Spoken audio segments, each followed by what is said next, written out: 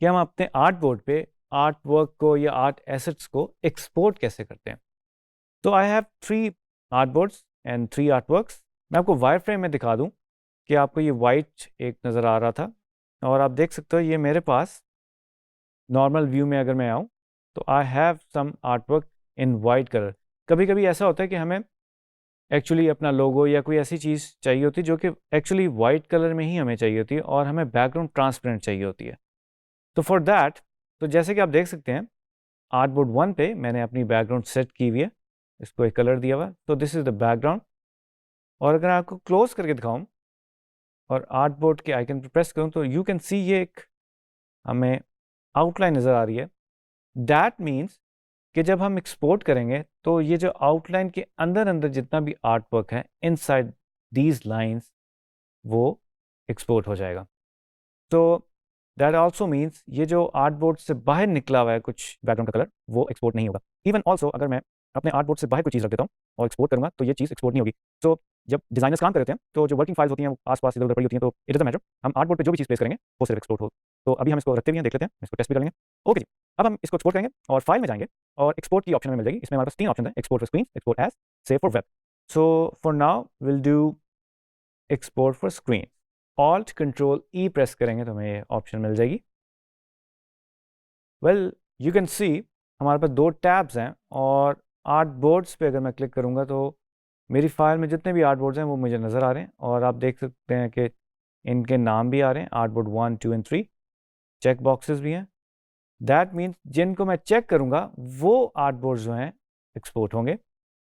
And assets भी हम अलग अलग कर सकते हैं, वो भी मैं आपको डिफरेंटली बताऊँगा। इसमें भी अगर हमने करने हो तो हम एसेट एक्सपोर्ट पैनल बेसिकली उसको क्लिक कर देते हैं और हमारे पास ये डिफरेंट ऑप्शंस आ जाती हैं। तो हम गोइंग बैक टू फाइल और एक्सपोर्ट फॉर स्क्रीन्स करूँगा, आर्ट बोर्ड्स पे जाएंगे। तो जैसे कि मैंने पहले मेंशन किया था हमारे पास ये रेंज है और ऑल भी कर सकते हैं हम, ठीक है जी।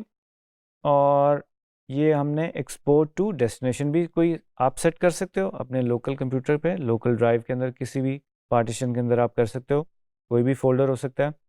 हम अपनी फाइल को एक्सपोर्ट करते हैं स्केल और फॉर्मेट की बुनियाद पे। तो अभी स्केल को हमने चेक किया हुआ है, तो we have these format scale के, जिसमें आप देख रहे हैं 1x। 1x का मतलब क्या है, जो एक्चुअल साइज है हमारे फाइल का वो 1x है। अगर 2x है तो उसका मतलब वो डबल साइज हो रहा है।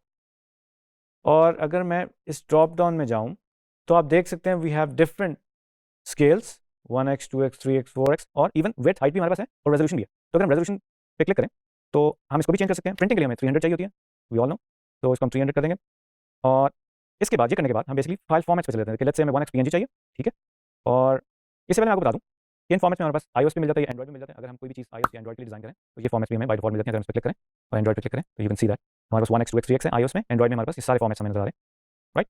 और सेटिंग का एक छोटा सा बटन है जिसमें एक आइकन है, जिसमें हमें 2 ऑप्शन मिल जाती हैं, आर्ट ऑप्टिमाइज एंड टाइप, और इंटरलेस जिसमें हमारी जो एजेस हैं वो शार्प हमें नजर आएंगे। एंड अगेन बैकग्राउंड कलर हम व्हाइट भी रख सकते हैं, ब्लैक भी रख सकते हैं, रिगार्डलेस कि जो आपका आर्ट वर्क का कलर है कुछ भी हो। अगर हम इधर से एक्सपोर्ट करें और आपने कोई बैकग्राउंड सेट नहीं की तो आप व्हाइट एंड ब्लैक भी सेट कर सकते हैं। But for now we need transparent. तो ट्रांसपेरेंट हम क्यों करें, क्योंकि हमारे पास एक आर्ट बोर्ड ऐसा है जिसपे व्हाइट कलर का आर्ट वर्क है लेकिन उसकी बैकग्राउंड हमें सिर्फ व्हाइट नजर आ रही है। तो हम इसको एक्सपोर्ट करके देखेंगे कि इसकी बैकग्राउंड ट्रांसपेरेंट होती है कहीं। तो हमने सेटिंग्स को सेव कर दिया, हम उसको बाद में जाकर चेंज भी कर सकते हैं। अब हम फाइल फॉर्मेट की बात करेंगे, 1x PNG की बजाय हम JPEG कर देते हैं। 100% से मिला देंगे 100% क्वालिटी, JPEG की 80% क्वालिटी एंड देन 50% आप अकॉर्डिंगली इसको कर सकते हैं। And you can also add scale from here, ठीक है जी। और आप ये जो क्रॉस का बटन है इससे आप डिलीट भी कर सकते हैं। अच्छा जी, नीचे हमें प्रीफिक्स का भी एक फील्ड मिल जाती है जिसमें हम कुछ भी लिख सकते हैं, यानी कि जो हमारा फाइल का नाम है, जो आर्ट बोर्ड का नाम है, उससे पहले हम कुछ भी लिख सकते हैं अगर हम लिखना चाहें। मैं भी DS यूज़ कर रहा हूँ, DG स्किल्स का एब्रिविएशन है छोटा सा, तो मैं एक्सपोर्ट करूँगा। तो नाउ इट्स एक्सपोर्टिंग, थोड़ा सा टाइम लेगा, बी पेशेंट अबाउट इट, ये कभी-कभी ज़्यादा टाइम भी ले सकता है। वेल व्हाइल इट्स एक्सपोर्टिंग, तो जैसे मैंने पहले जिक्र किया था, जो हमारी सोर्स फाइल होती है उसको हम इसलिए सोर्स फाइल में सेव करते हैं ताकि हम उसको बाद में एडिट भी कर सकें, यानी कि वो एक एडिटेबल फाइल होती है।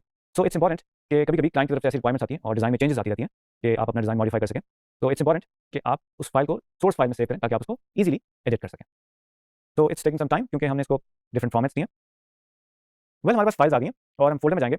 Now you can C Adobe Illustrator ने इंटेलिजेंटली स्केल वाइज फोल्डर्स को ऑर्गेनाइज कर दिया, और जितने भी हमने स्केल्स डिफाइन किए थे उन स्केल्स के फोल्डर्स बन गए।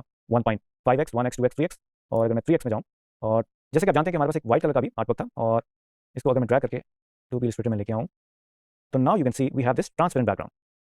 सो that's why this is important कि हम उस सेटिंग में जाके अपनी बैकग्राउंड ट्रांसपेरेंट भी सेट कर सकते हैं।